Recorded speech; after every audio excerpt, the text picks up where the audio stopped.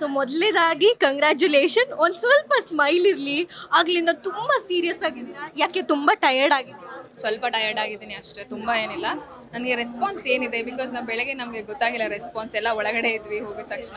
So ಅದಕ್ಕೆ response ಏನು ಅಂತ ಯೋಚನೆ ಮಾಡ್ತಾ ಇದ್ದೀನಿ ಅಷ್ಟೇ, ಹೊರತಾಗಿ ಬೇರೆ ಏನಿಲ್ಲ.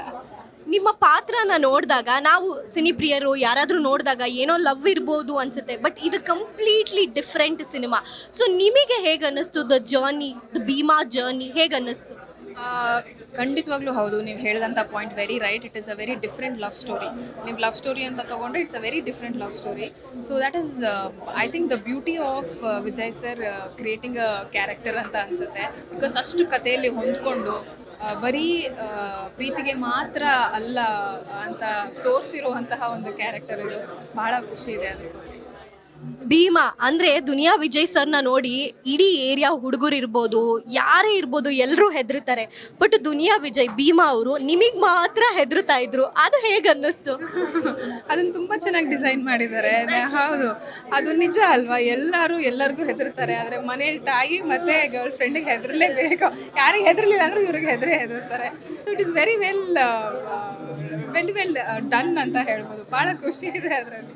ಈಗ ನಾವು ನೋಡೋರಿಗೆ ರಿಯಲ್ ಲೈಫಲ್ಲಿ ನೋಡಿದಾಗ ಡ್ರಗ್ಸ್ ನಡೀತಾ ಇದೆ, ಹಾಗೆ ಈ ಲವ್ನ ತೊಗೊಂಡ್ರೆ ಕೂಡ, ಬಿಕಾಸ್ ಡ್ರಗ್ಸದೇ ಸುದ್ದಿ ಅಂತಾನೆ ಹೇಳ್ಬೋದು ಈಗ. ಬಟ್ ಲವ್ನ ಕಾನ್ಸೆಪ್ಟ್ ನೋಡ್ತಾ ಹೋದರೆ ರಿಯಲ್ ಲೈಫಲ್ಲಿ ಹೇಗಿರುತ್ತೆ ಲವ್ ಅನ್ನೋದನ್ನ ಹಾಗೆ ಬಿಚ್ಚಿಟ್ಟಿದ್ದಾರೆ ಅಲ್ವಾ ದುನಿಯಾ ವಿಜಯ್ ಸರ್? ಹೌದು ಹೌದು, ಖಂಡಿತವಾಗ್ಲೂ ಹೌದು. ಅವ್ರ I think that was one of the speciality. ನನಗೆ ಆ ಕ್ಯಾರೆಕ್ಟರ್ ಬಗ್ಗೆ ತುಂಬ ಇಷ್ಟ ಆಗಿದ್ದು. ಬಿಕಾಸ್ ಎಲ್ಲೂ ಆಡಂಬರ ಇಲ್ಲ, ಎಲ್ಲೂ ಫ್ಯಾಂಟಸಿ ಇಲ್ಲ. ಒಂದು ಸಾಂಗ್ ಅನ್ನೋದು ಒಂದು ಬಿಟ್ಟರೆ ಅದು ಎಲ್ಲೂ ಫ್ಯಾಂಟಸೈಸಿಂಗ್ ಇಲ್ಲ, ಎಲಿಮೆಂಟ್ಸ್ ಎಲ್ಲೂ ಇಲ್ಲ. So it is very actually it is very special and that is very fantasy for me ಅಂತ ಅನ್ಸುತ್ತೆ. ಹುಡುಗಿರಿಗೆ, ಈಗಿನ ಹುಡುಗಿರಿಗೆ ಮೇನ್ಲಿ ಫ್ಯಾಂಟಸಿ, ಬಾಬಿ ಆ ಥರ ಎಲ್ಲ ಇಷ್ಟ ಇರುತ್ತೆ. ಸೊ ಆ ಥರ ಸಿನಿಮಾಸ್ ಅಂದರೆ ಇನ್ನೂ ಇಷ್ಟಪಡ್ತಾರೆ. ಬಟ್ ನಿಮ್ಮ ಕ್ಯಾರೆಕ್ಟರ್ ಟೋಟಲ್ ಡಿಫ್ರೆಂಟ್ ಇದೆ. It's a totally different vibe ಅಂತಾನೆ ಹೇಳ್ಬೋದು. ಸೊ ನಿಮಗೆ ಇಷ್ಟ ಆಯ್ತಾ? ಅಂದರೆ ಎಷ್ಟು ಅದನ್ನು ಲವ್ ಮಾಡೋಕ್ಕೆ ಸ್ಟಾರ್ಟ್ ಮಾಡಿ ಪಾತ್ರದೊಳಗಡೆ ಇಳಿದಾಗ?